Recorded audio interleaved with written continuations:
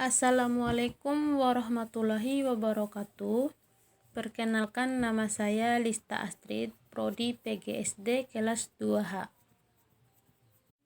Di sini saya ingin menceritakan sejarah kisah tentang Doro Kabuju.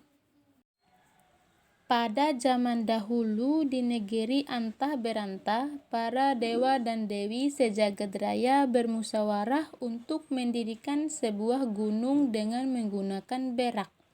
Mereka bersepakat bahwa tempatnya berada di daerah ujung sampai-sampai menurut lidah orang Bima dan harus menyelesaikan dalam semalam. Apabila lewat waktunya, maka ada sanksi yang akan diberikan oleh pemimpin mereka. Setelah waktunya ditentukan, mereka mulai mengerjakan tugas dengan sukacita. Sebab menurut pemikiran mereka, tugas ini sangatlah ringan karena hanya membuang hajat yang tidak perlu memerlukan tenaga dan biaya.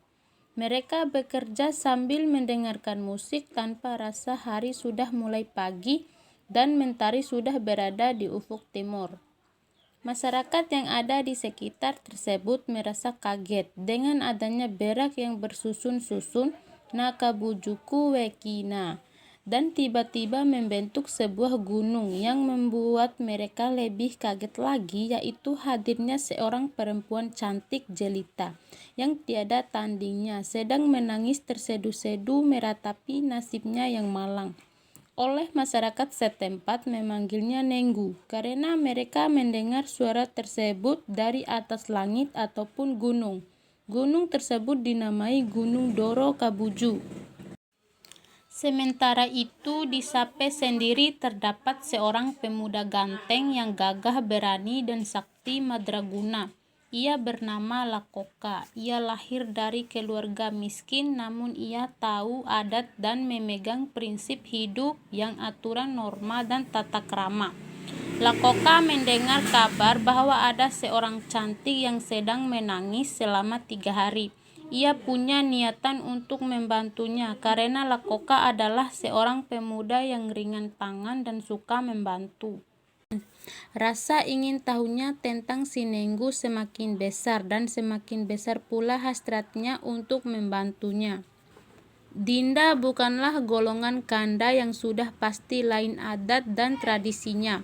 Nenggu menyahut, adat bukanlah batu sandungan bagiku untuk mempersuntingmu, jawab Lakoka.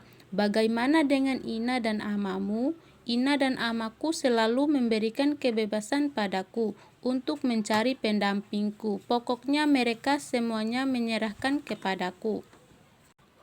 Pertemuan demi pertemuan telah dilalui oleh mereka dan benih-benih kasmara mulai tumbuh di hati mereka berdua. Lakoka sudah tidak tahan untuk itulah maka ia hendak meminangnya buat jadikan istri. Maka dilangsungkan pernikahan mereka selama 3 hari 3 malam. Namun pada hari ketiga terjadilah bencana yang harus memisahkan mereka. Tiba-tiba di tengah keramaian itu tak terasa keluarlah sebuah suara yang amat keras dari si Nenggu. Suara kentutnya. Lakoka kaget. Semua mata tertuju pada mereka berdua. Mengapa Adinda kentut di tempat keramaian? Dasar perempuan tidak tahu malu. Sumpah serapan dari Lakoka. Jadilah kamu sebuah batu yang menunggu Doro Kabuju. Beberapa saat si Nenggu berubah menjadi batu. Lakoka menyesal namun apalah daya, nasi sudah menjadi bubur.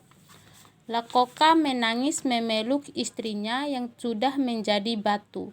Dengan marahnya ia naik ke atas Doro Kabuju. Dengan kekuatannya ia melompat dalam sekejap ia sudah menghilang dari pandangan mata. Ia pergi dengan rasa campur aduk senang, bahagia, sakit hati, malu dan menyesal. Masyarakat hanya bisa melihat bekas telapak kakinya yang membekas pada batu.